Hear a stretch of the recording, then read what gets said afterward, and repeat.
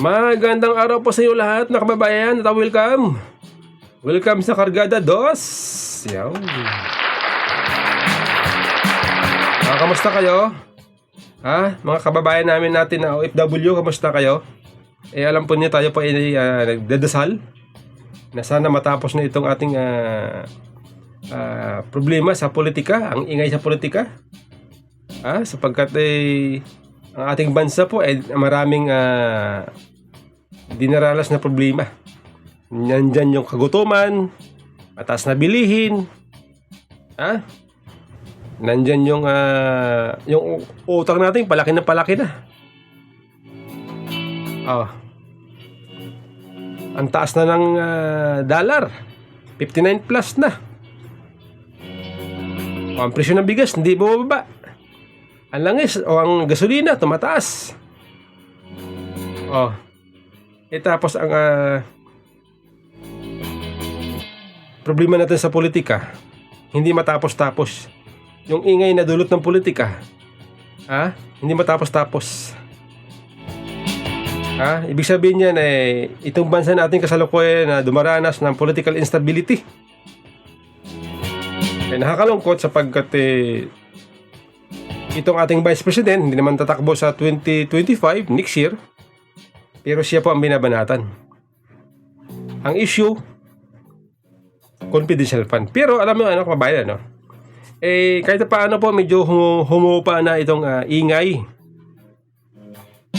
Magmula nung magpahayag itong si Pangulong Marcos na siya po ay tutol sa impeachment sapagkat hindi yan nakakatulong sa buhay ng bawat Pilipino. At siyempre itong INC nagpahayag din na sila po ay sumusuporta dito sa kagustuhan ni Pangulong Marcos no to impeachment. Kaya kahit paano sa ngayon medyo tumahimik ng konti. Bagamat nandiyan pa rin yung batuhan ng putik nito mga congressman. Laban dito kay BP Sara. Okay lang yun. Pero wag naman sobra na naging cause na ng pagkahati-hati. Alam po ninyo mga kababayan kamakailan bumiyahe ako. Sumakay ako ng MRT. Yung aking nakasabay, tatlo sila lalaki. Hindi ko alam kung magkapatid ba o magkaibigan lang usapan po nila itong issue patungkol sa Meirelles Piatos.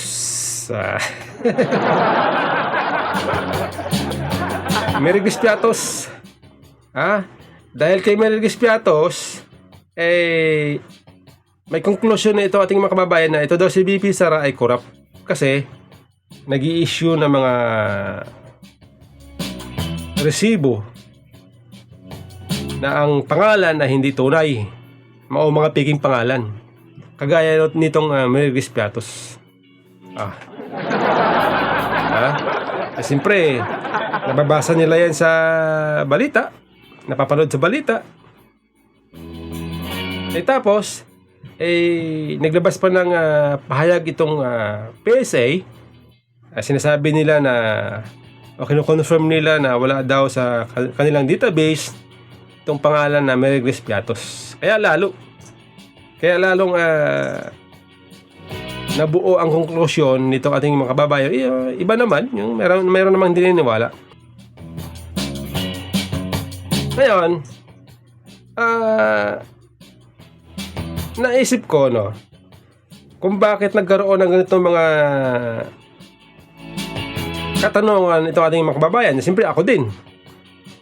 Bakit nga ba may ganong issue sa OBP? Nag-issue na resibo, ilalagay pingi pangalan. Ngayon, naisip ko, ito pala kung bakit kailangan gawin ng OBP ito. Kasi nga matatandaan natin saan ba nagmula itong issue na to. Di ba nagmula sa confidential fund ng OBP? At pag sinabing confidential fund, siyempre dapat ang activity Yung paggamit ng pera dapat confidential din. Kung halimbawa ay gusto mong mag-build ng mag-build up, meron kang gustong iniimbestigahan, meron kang gustong malaman, kung meron kang kahina-hinalang krimen o kriminal na isang tao kalaban ng gobyerno halimbawa. Ngayon, para makakuha ka ng information, para makagather ka ng information, kung kinakailangan magbayad ka, bayaran mo yung tao. At pag binayaran mo yung tao, binayaran mo kanyang serbisyo, ay hindi naman yan katulad ng isang produkto na pag pumunta ka ng tindahan, bumili ka, nagbayad ka, may resibo. Ito tao ito eh. Ang binibili mo impormasyon. Diba? Simple wala resibo. At doon sa resibo, siyempre hindi ba pwede ilagay mo ang kanyang pagkakilanlan. Dahil pag nilagay mo, sigurado, mapapahamak yung tao. Kaya, madalas tayo nakakarinig dyan sa mga investigasyon na kapag may resource person tinatanong, sino ba itong informante mo? Ayaw nila sabihin kasi pwedeng mapahamak ang kanilang informante. Ganun po yun. Para sa ating mga kababayan na hindi naintindihan, hindi naunawaan kung bakit. Ganun po yun. Diba? Kasi nga, confidential fund eh. Okay sana kung hindi confidential fund. Baka hindi pwedeng masabi natin na kahina-hinala. May irregularidad sa part ng OBP. Ngayon, kung halimbawa ako, kukunin ako na informante ng otoridad para gamitin nila sa kanilang case build-up. Halimbawa lang to halimbawa lang. Papayag ba ako? Kahit nababayaran ako papayag ba ako na pangalan ko i-reveal nila sa publiko? Siyempre hindi. Dahil aanin ko naman ang pera kung mapapahamak naman ako. Dahil pag halimbawa tumulong ako sa pulis o sa NBI o kanino man, tapos si pangalan ko ibabandera nila, ay di bali na. Di bali na. Di bali nang bayaran ko 1 milyon, di bali. Huwag na. Ayun na lang, bahala kayo dyan sa buhay nyo. Pwede ko yung mapapahamak yun pwede akong balikan ng kriminal. Kaya di ba mga kababayan, napapansin nyo, marami tayong nababalitaan ng mga ahente ng pulis, agent ng pulis o informante ng pulis, ng PDEA, ng military na pinapatay. Kasi ang kanilang pagkakilanlan, nalaman ng suspect na sila ito nag-report. Marami niyan sa balita nalalaman natin dahil informante ng pulis, informante ng NBI, ng PDEA. Kaya hayun, binalikan ng mga suspect. Kaya sa akin, naisip ko, kaya siguro ganito. Kasi nga, una confidential pa yung pinag-uusapan Kaya siguro hindi may iwasan na ganyan. Okay? Ngayon, kaya nga sabi ko, naisip ko, mas maganda siguro kung ang gagawin ng mga investigador dyan, mga nag-iimbestiga dyan sa kamera, magtanong sila sa mga intelligence officer. Kung bakit ganyan, kailangan gumawa ng ganyan. Bakit kailangan bumili ka ng impormasyon at hindi mo kailangan ilagay ang pagkakilanlan ng tao. At para may paliwanag sana ng intelligence officer kung sino man yan. Para itong ating mga kababayan maliwanagan. Ganun sana. Kaso, ang problema dito sa ating mga congressman ay hindi po sila tumatanggap ng paliwanag.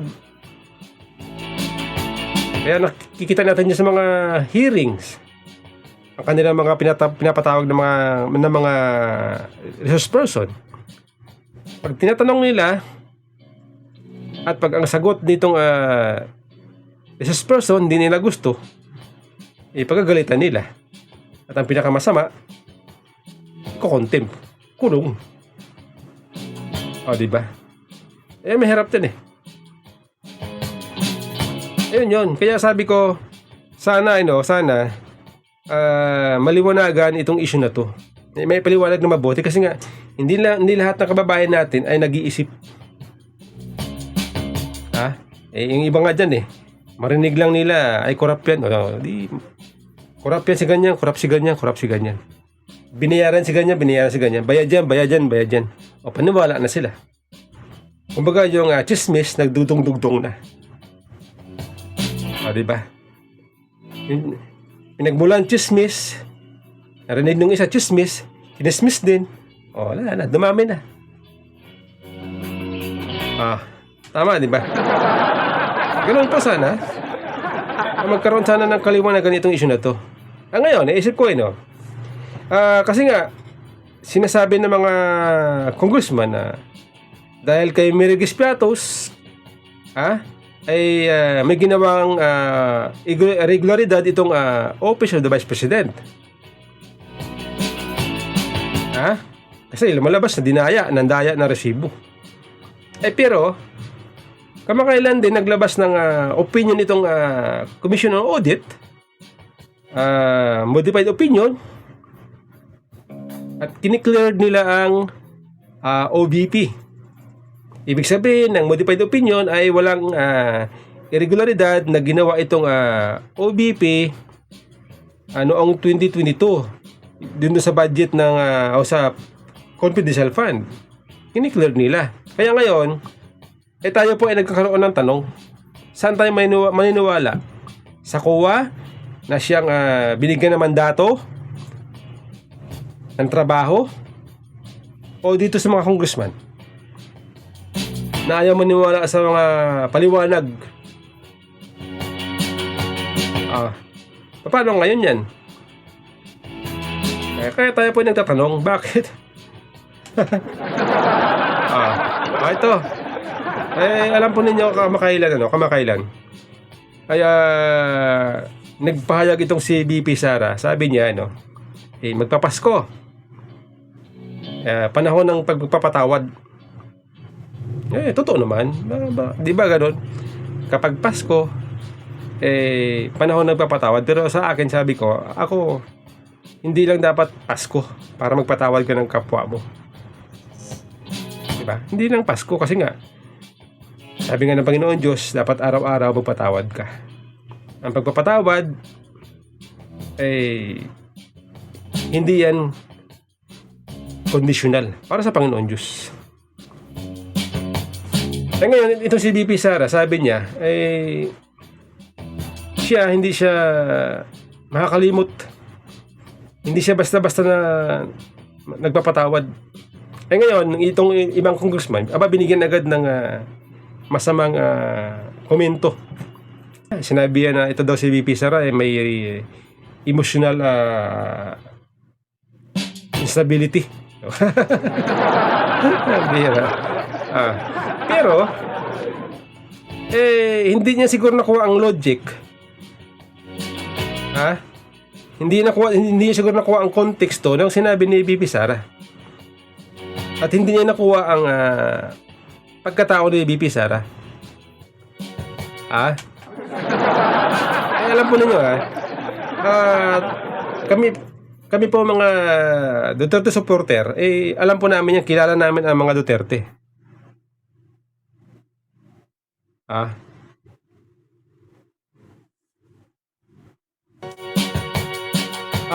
Alam namin na ang mga Duterte ay hindi po yan sila katulad ng ibang politiko na paghigante o naghihigante, gagante. Kasi yan ang pinapalabas ng iba, katulad dito si Llamas.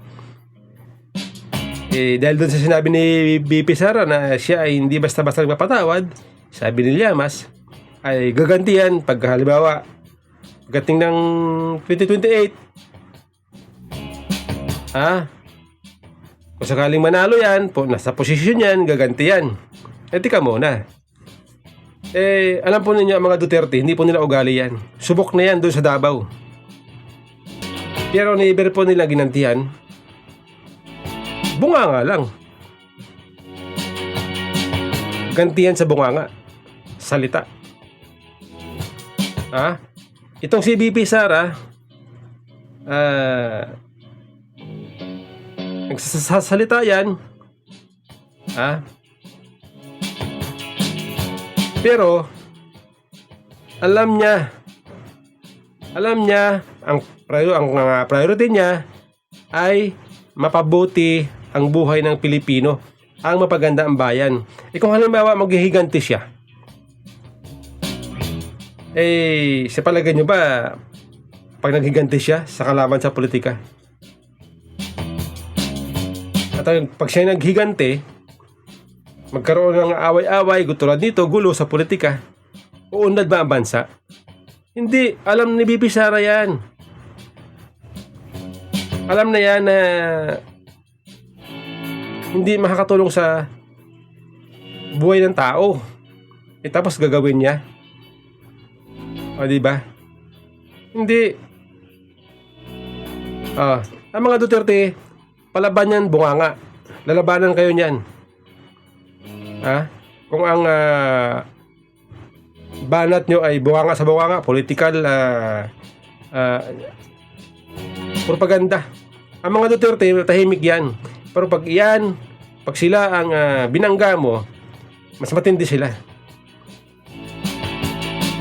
O sabi pa nga ng isang congressman, ito daw kaguluhan ngayon ay epekto ito ng kagustuhan ni BP Sara na maging Pangulo sa 2028. Alam po ninyo bagamat tayo po ay hindi naman politiko, pero tayo po nagsusubaybay na alam po natin ang pinagmulan ng gulo na ito, ng ingay na to ay mga congressman. Sinimulan nila bakbakan, sinimulan nila banatan, upakan ang mga Duterte last year pa. Mula doon sa confidential fund, sinimulan ng mga makabayan black. Dahil doon nag-issue ng disallowance ang COA doon sa confidential fund, doon na hinalungkat na ng makabayan black at mag-iibang congressman, sumakay na sila, sinakyan na nila. Doon po nagmula ang gulo na to hanggang ngayon. Ngayon, ito si PRRD, siyempre anak niya. Anak na yun hindi mo pwedeng ilayo sa isang tatay na ang kanyang anak binabakbakan, hahayaan niya lang. Kaya nga doon lumabas doon lumabas ang salitang open the book. Open the book. Nung binakbakan, nakita ni PRD ng kanyang anak pinagkaisahan dyan sa Kongreso, nung umatin ng hearing si BP Sara, pinahiya dyan sa kamara, doon po nagmula ang salitang open the book. Hinamon ni PRD ito mga congressman na open the book para malaman natin kung ito mga congressman ay walang tinatago. Kaya open the book ngayon dahil doon uminit na ng uminit ang issue. Sinimulan ng mga congressman, gumanti ang mga Duterte. Habang sa dumating ng punto na bangag. Siyempre, hindi pa pwedeng patatalo ang mga Duterte. Sabi ko nga, pag ang mga Duterte inupakan mo, mas matindi sila, pag gumanti. Ganun po yun. Kaya hindi po tayo malilin lang ito mga congressman na nagsasabi na nagsimula daw ng kaguluhan nito dahil sa ambisyon ni BP Sara na maging presidente. Hindi po totoo yun. Alam po namin mga congressman, alam namin, kayo naman nakasubaybay tayo dyan alam po ninyo tuloy, ako napaisip ko, no? Sabi nga ni VP Sara, siya po ay nagbilin na sa darating na eleksyon, huwag niyong iboto ang mga politiko na nangangako na pag ako nakaupo, ito gagawin ko.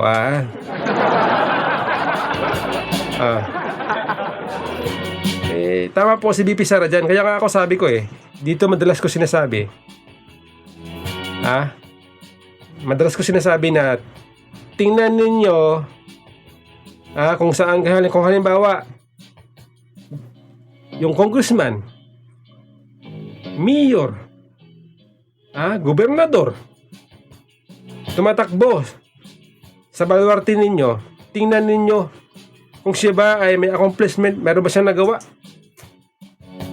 diyan sa lugar ninyo, ay meron siyang nagawa, napabuti niya ang buhay ninyo, napaunlad niya ang lugar ninyo. Pag wala, ibig sabihin yan, pulpul yan. Kaya po ang sinasabi ni VP Sara, tingnan ninyo, huwag kayong basta-basta maniwala sa mga pangako. Ngayon, dito sa mga congressman, pahayag nila, ni-reverse nila, no, na ang kaguluhan na to nagsimula dahil sa kagustuhan ni VP Sara na maging pangulo, ay ang ganyan pong congressman, ang ganyang tao, yan po ay hindi makatotohanan.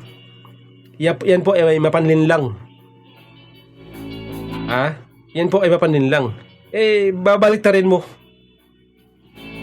Babaliktarin mo yung issue na kayo ang gumawa at ituturo nyo si Juan de la Cruz. Ang gumawa si Pedro, ang tinuro si Juan. Kasalanan ni Juan.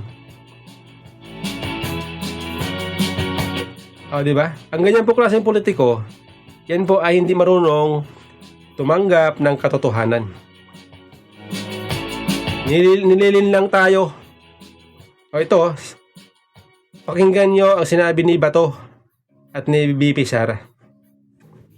Hindi ako yung nagsabi sa kanila, nagbukas sila ng investigation or inquiry in aid of legislation that is more like a political persecution and harassment of OVP personnel. So, wag nila akong i-gaslight into saying na ako ang dahilan ng kaguluhan na ito. Ang kaguluhan na ito ay nagsimula sa terrorism nila, sa harassment nila, sa threats nila sa mga personnel ng Office of the Vice President. Atat si Inday Sara na maging presidente or yung boss nila ang atat maging presidente sa 2028 kaya dinidemolish nila si VP Sara. Which is which? Which is which? As I've said, kay Inday Sara naman ay reaction lamang sa mga action na ginagawa nila sa HOR at saka sa Malacanang. Diba? Kung wala silang ginagawa, tahimik naman itong Vice President natin, nagtatrabaho lang. Huwag lang nilang galawin kasi magre-react talaga yan. Hindi po siya atat. Hindi po siya atat maging presidente. Hindi po siya atat. Kung bibigay ng Panginoon niya sa kanya, as to become a president is a destiny. Hindi po yan pwede ambisyonin, hindi po yan pwede planuhin. Kahit anong planong gagawin ninyo dyan na paninira, pang demolish, kahit anong gawin ninyo mga plano dyan, kung hindi yan ibigay ni Lord sa inyo, hindi talaga yan mapunta sa inyo. At kahit wala kang gagawin, wala kang ginagawang plano, kung yan ay destiny mo, naka-okay din sa palad mo, as decided by the ultimate being, mapupunta talaga sa iyo yan. So, useless yung paninira nyo, yung pang-demolisyon ninyo, yung inyong mga atake. Useless yan, hindi talaga mapunta sa inyo kung hindi yung bigay ni Lord sa inyo. Diba? Sino yung congressman na sinasabi, nagsabi di umano, na itong kaguluhan sa politika, political instability, ay dahil sa kagustuhan ni VP Sara na maging pangulo daw sa 2028? Sino ba yon?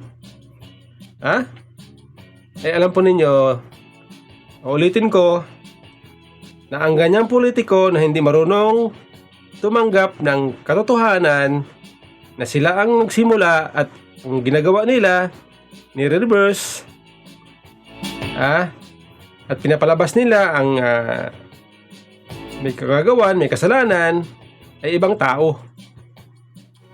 Ang ganyang klaseng ugali, pagkatao ng isang politiko, ayan po ay hindi makatotohanan. Wala po yan. Hindi po yan magsasabi ng totoo sa atin. Kaya wag niyo po iboto yung ganyang politiko. Wag niyo po iboto yung ganyang politiko. Mapanlin lang yan. Pag nagsalita yan, hindi mo mapaniwalaan. Hindi seryoso sa kanyang sinasabi. Kaya mas gusto ko pa nga mas gusto ko pa yung tao na magaspang magsalita pero totoo. Yun, gusto ko yun. Mas gusto ko yung nagbumura. Ang importante siya ay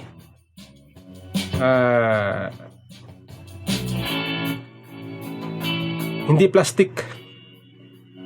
Ang importante siya ay hindi nagtatago.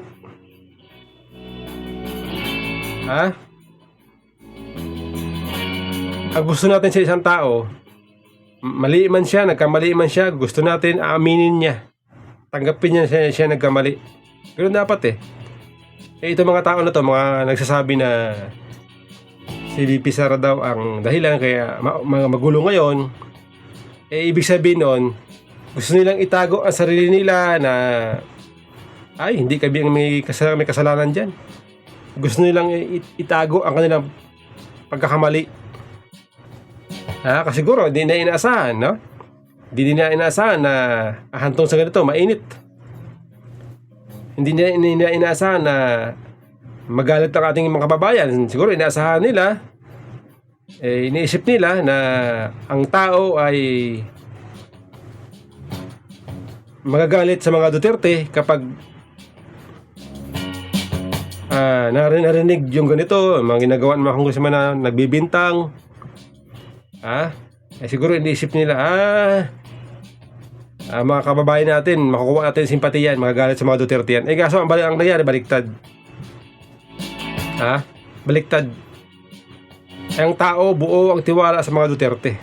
Ngayon, nakita ng mga congressman na nagalit ang mga tao, kaya ngayon, binabaliktad nila. Si Sara ang may dahilan, ang kasalanan. Kaya magulo ngayon sa politika. Diba? Ang galing, no? Mapanlin lang ang tawag yan, mapanlin lang. Wag yan. Wag yung iboto yung ganyang klaseng tao.